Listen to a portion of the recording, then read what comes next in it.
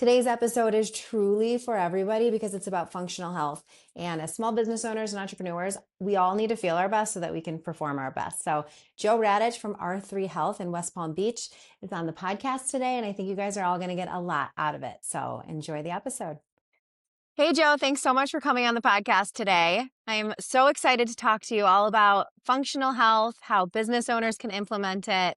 And then on the flip side, we can talk about, the actual business side of it as well. So thanks for coming on. Thank you so much for having me. I'm excited.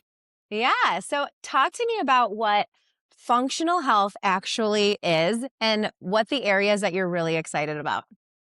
Yeah, it's a good question. So I think there's so many different ways that people answer this question, and I get this question all the time. But to me, functional medicine is essentially helping people understand how their bodies are aging, why their bodies are aging, and help putting together kind of multi-modality ways and plans and an individualized program to kind of slow aging down and reverse it, right? So for functional medicine, we're really just trying to identify, areas that the body is not operating at its most efficient and, coming up with solutions rather than band-aids that will help address a biochemical imbalance. And that's really what functional medicine is. It's kind of identifying root cause of physiological imbalances, right? So like at the most simplistic level, we just want to figure out what's not working well, why is it not working well, and try to support it to the best of our ability. Got it. And you mentioned the root cause, and I love that because so many times there's products and things that will talk about what you can do to treat the symptoms. But it's like, why are we just treating the symptoms when you can treat the root cause of it and Yeah. get rid of it, right? Yeah, it's really bad. I mean, our traditional medical model here in the US is very bad. Completely reactive, very backwards. There's no time and attention and effort into trying to understand why something is the way that it is. But yeah, that's where we are so different in what we do in functional medicine is it's just about learning and listening and getting to know somebody so we can figure out why a system in our body is not working as well as it should be. Yeah. And I think what's really important is understanding that all these different areas of our body and our mind they're all working together. So it's like if something is off in one area, that's going to probably have an impact on a lot of other areas, whether that be, focusing abilities, how tired you are, decision making, like those things are going to bleed into every aspect, I imagine. 100%. So the easiest way that I kind of explain this to people, this kind of exact situation and question is like, think of our body as a chain link, right? You've got individual links of that chain. So imagine each of our organ systems are individual links. And all it takes is one link of an entire chain to be off, and it throws off the structure and the foundation of the entire chain. So even in our bodies, when one organ system is dysfunctional or one organ system is not working super effectively, it throws off the whole rest of the chain. And so traditional medicine, unfortunately, is very compartmentalized, right? You go see an endocrinologist, you go see an orthopedic, you go see a GI doctor, you go see a pulmonologist, but nobody puts it all together and none of them communicate. And so in functional medicine, we're really taking that, 30,000 foot high level overview of our bodies and taking into consideration lifestyle factors and diet and all those variables that we know kind of influence how our body functions. And what I love about what you're doing is a lot of it is very holistic.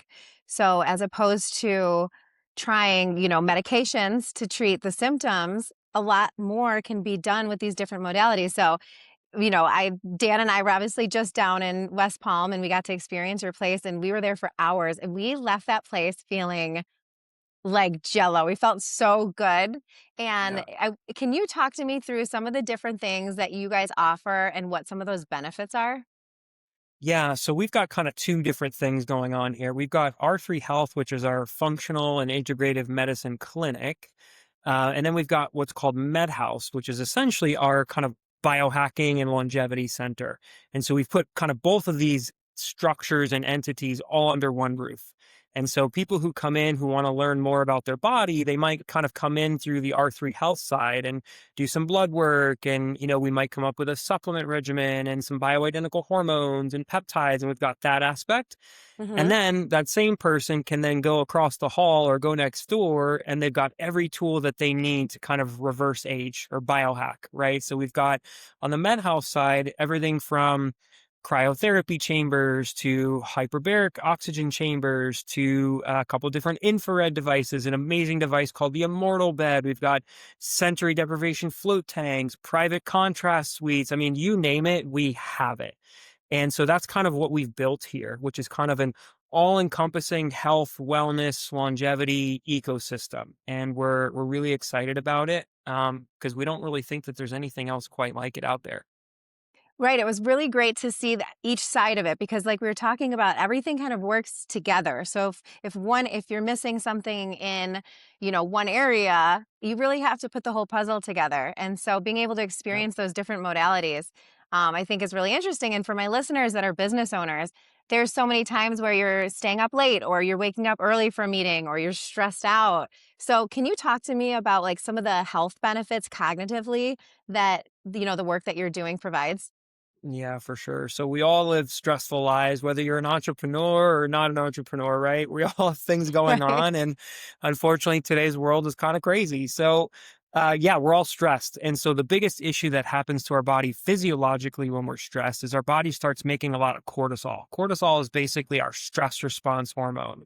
And when our body starts overproducing cortisol, our natural body's reaction is to become very overstimulated, overstimulated, overstimulated, overstimulated. And what that does is it creates a lot of inefficiency in our cells, right? So cellular Mhm. inefficiency. And that cellular inefficiency is then what causes inflammation, which is what accelerates aging. And we know it's linked to every single disease process.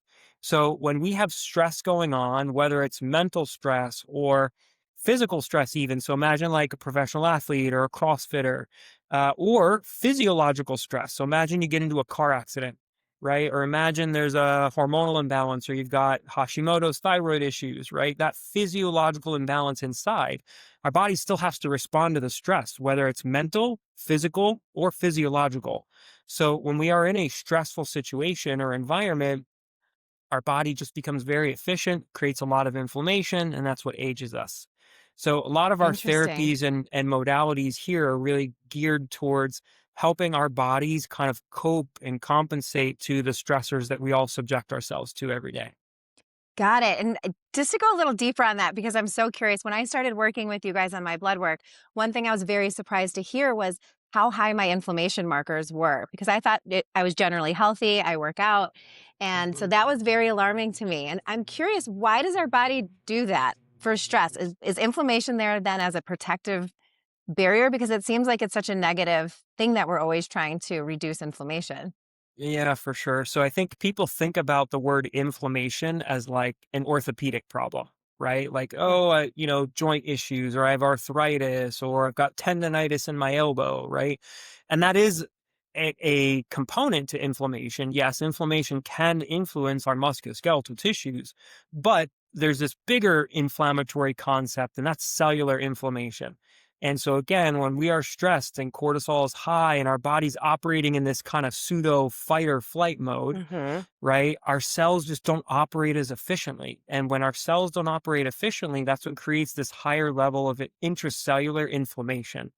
And that's what causes, lots of different symptoms. It could be cognitively, it could be hormonally, it could be additional stress burden on your immune system, it could be joints, it could be really anything. I mean, inflammation, we're starting to shift our mindset into, calling inflammation really the silent killer. It used to be blood pressure, right? We always talk about high blood pressure as the silent Hmm. killer or heart disease as a silent killer, but it's not, it's inflammation.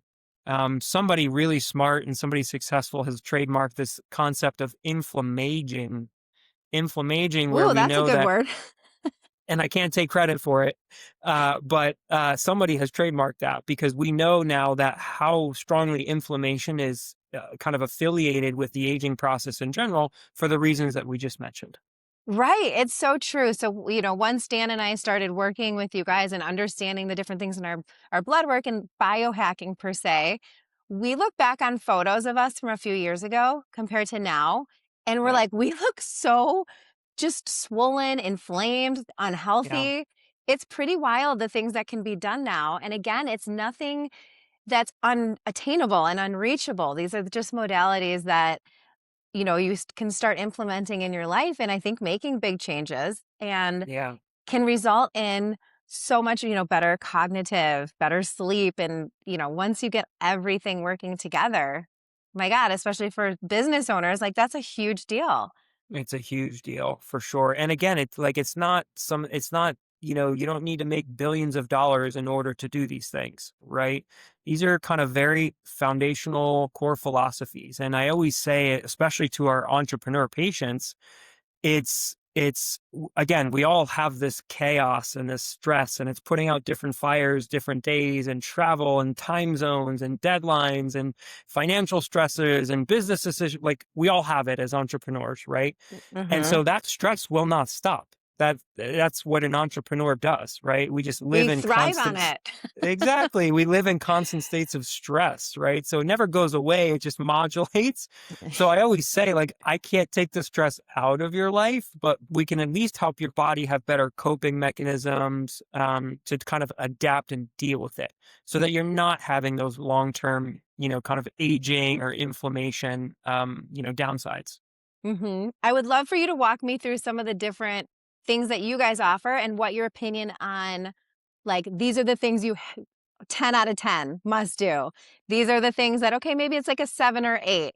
I would love to hear from Yeah. your opinion, specifically about like IV therapy and which ones to do. Because there's so much information out there that sometimes it's hard to know, like, okay, let's try everything, but what's really working and what should we be putting our focus on?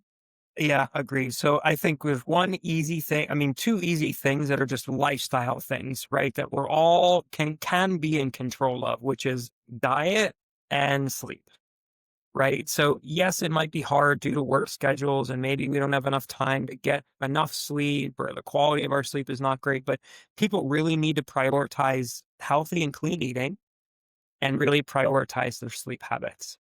If there's the two most simplistic things about how our body functions is really boils down to nutrition and sleep quality. And so it's not really a quantity thing, it's a quality thing. I think that next layer up is putting yourself on a very individual supplement regimen. And I say the word supplement because it's a easy way to support some of these foundational things that we know change with aging. Right. So, Hmm. like, there's a handful of things that probably most people should be doing, but then making sure that you get those kind of nuanced supplements that are most specifically for what you need, because we're all different. Right. But everyone should probably be doing a fish oil of some sort. Everybody should be doing a CoQ10 of some sort. Everybody should be doing a vitamin D3 K2 of some sort. Everyone should be doing probably some sort of gut support, whether it's a prebiotic or probiotic or a digestive enzyme. Okay, so in addition to different supplements that are very individualized for people, what are the other things like the hyperbaric oxygen or the Immortal Bed that you talked about?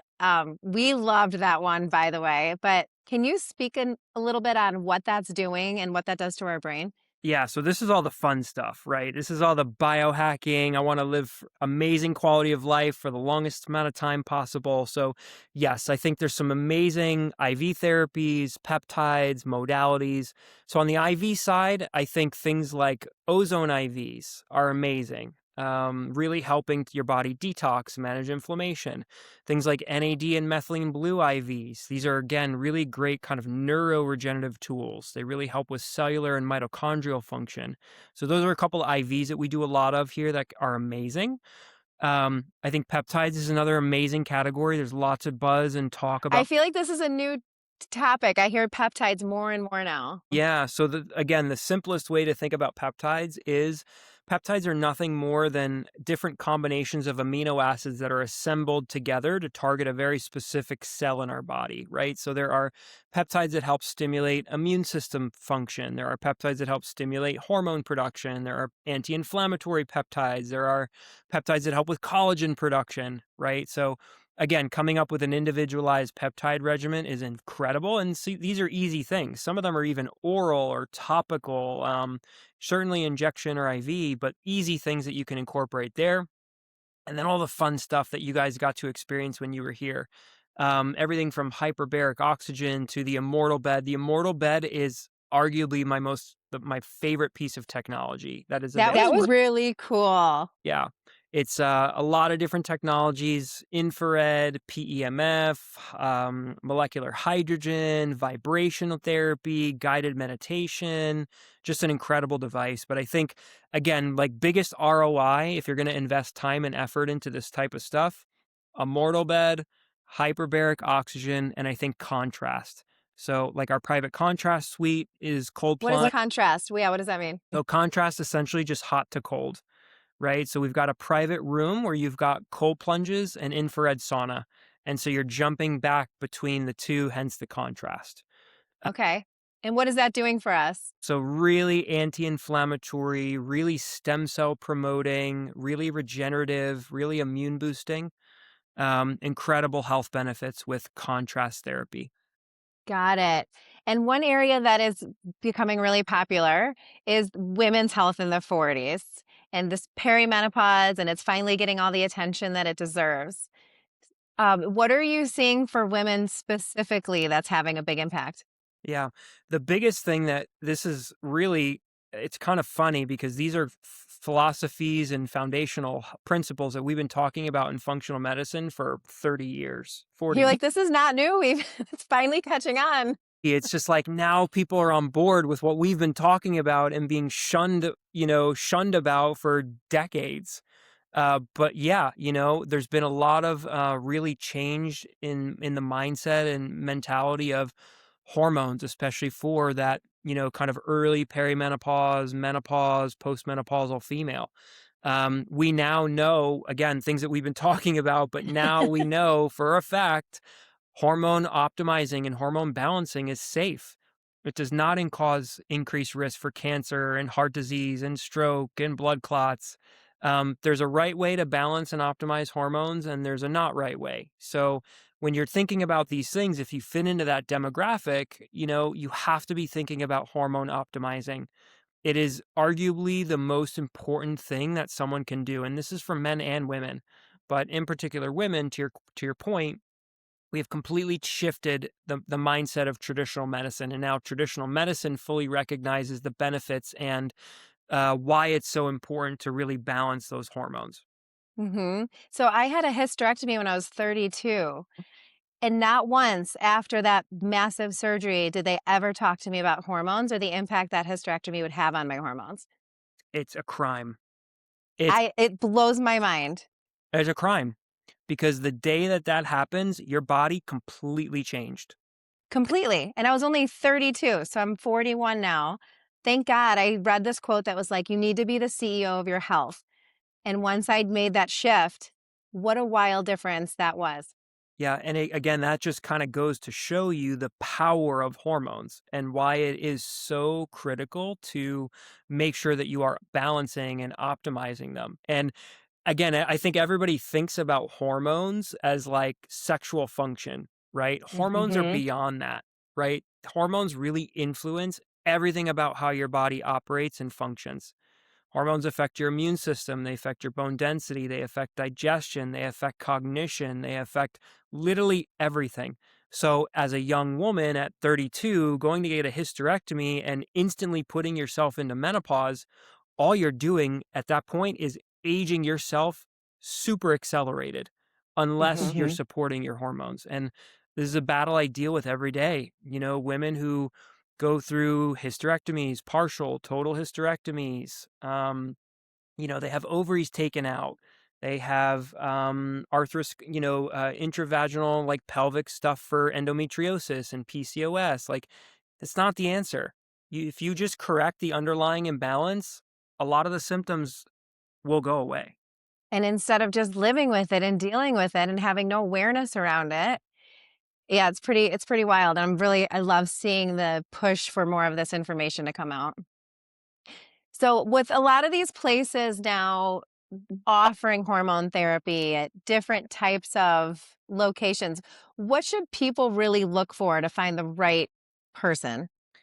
Yeah, so I think really finding the right fit for you is super important, right? Because this is a kind of a two-way street interaction, right? So you have to vibe with me, I have to vibe with you, right? So I think going in and actually just anyone who's doing functional medicine well should be giving you kind of an introductory there should be an intro conversation, right? Like when we see a new patient, we don't do anything until we chat with that person and then make sure that we're the right fit, right? Because again, if we can't deliver what someone's looking for, or their expectation is something that we can't deliver, then it's just not going to work. So I think like going in, having a good conversation and kind of consultation just to make sure that you're both on the same wavelength is most important. And then from there, just getting an understanding of kind of the flow and how things go, right? I get patients all the time who come in and they say, yeah, the old functional medicine office that I was working with, like I would do a 15-minute call with them once a year. And then they would send me to a sales team and I would just speak to a sales representative and I would tell them what I wanted to buy. And like, that's not That's functional not right. medicine, right? Like, that's not how this is supposed to happen. So, there's supposed to be like ongoing conversations and follow-ups and reevaluating diagnostics and adjusting, and our bodies are always evolving. So if you don't adjust your wellness plan as your body's evolving, like you're never going to have the best outcomes. No, and I don't think our traditional healthcare system is set up for that. Mhm. It's not. So that's what you really need to look for. You need to understand how somebody operates, make sure that you feel really compatible with the provider and the practitioner that you're going to be chatting with, and just make sure that they've got a really good system in place. Yeah, that's awesome. That's really good advice. So I want to switch gears now to the business side of what you do.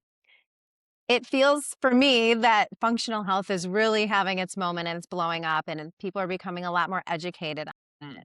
Is that what you're saying, or where do you see this industry trend going? Yeah, so I have been in the integrative medicine field now for this is going to be like almost my 15th year.